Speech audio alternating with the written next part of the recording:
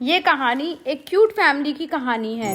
पापा और ध्वनि दोनों सोफे पे बैठकर गपशप कर रहे होते हैं और पापा मम्मी की चाय का वेट कर रहे होते हैं। इतने में मम्मी चाय लेकर आती है। पापा मम्मी से मजाक में पूछते हैं पति और चाय की पत्ती में क्या समानता है। मम्मी चिढ़ जाती हैं। फिर पापा बताते हैं कि दोनों को उबलने और जलने का ही काम है। फिर मम्मी को गुस्सा आ जाता है। मम्मी कहती है तुम तीनों मिलकर मेरी टांग ही खींचते रहा करो। इतने में ही डोर बेल बजती है। मम्मी ध्वनि से डोर खोलने को कहती है। ध्वनि कहती है छोटों को ही डोर खोलने के लिए क्यों कहा जाता है, मैं क्यों खोलूं, आप खोलो। मम्मी ध्वनि पर गुस्सा कर देती हैं और कहती है जा रही है या नहीं जा रही। ध्वनि फिर से कहती है मेरा तो यही काम है, गेट खोलो, चाय दो, पानी दो और रिश्तेदारों को स्टेशन तक छोड़ कर आओ। फिर मम्मी ध्वनि पर गुस्सा कर देती है और ध्वनि को गेट खोलने के लिए फिर से कहती है। ध्वनि गेट खोलने चली जाती है। जैसे ही ध्वनि गेट खोलती है सामने जिनी होती है। जिनी गुस्से से बिना कुछ बोले ऊपर चली जाती है और शायद से अपने हाथ में कुछ छुपा भी रही होती है।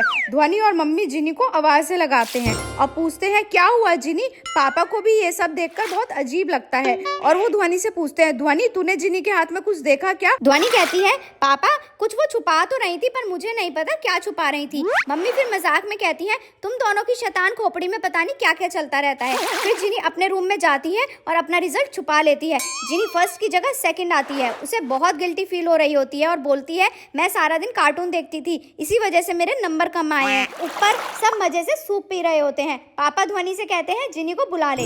जिनी ऊपर आती है। फिर मम्मी जिनी से कहती है जिनी तू बहुत परेशान दिख रही है, क्या हुआ। जिनी को ये सुनकर बहुत गुस्सा आ जाता है। जिनी सूप लेके नीचे आ जाती है। मम्मी पापा को सुनाने लगती हैं और कहती हैं जिनी के दिमाग में कुछ चल रहा है, जरा पता लगाओ। पापा मम्मी का मजाक उड़ाने लगते हैं।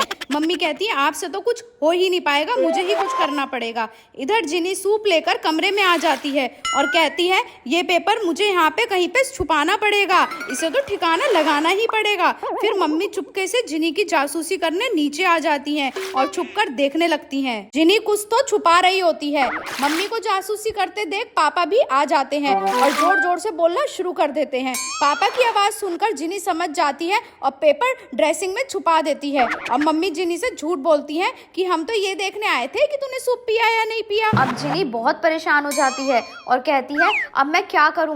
मम्मी पापा को भी डाउट हो गया है मैं क्या करूं, ये पेपर यहाँ सेफ नहीं है। उधर मम्मी पापा को डांट रही होती हैं और कहती हैं अगर आज आप अपनी टांग नहीं अड़ाते तो पता चल जाता कि जिनी के माइंड में क्या चल रहा है।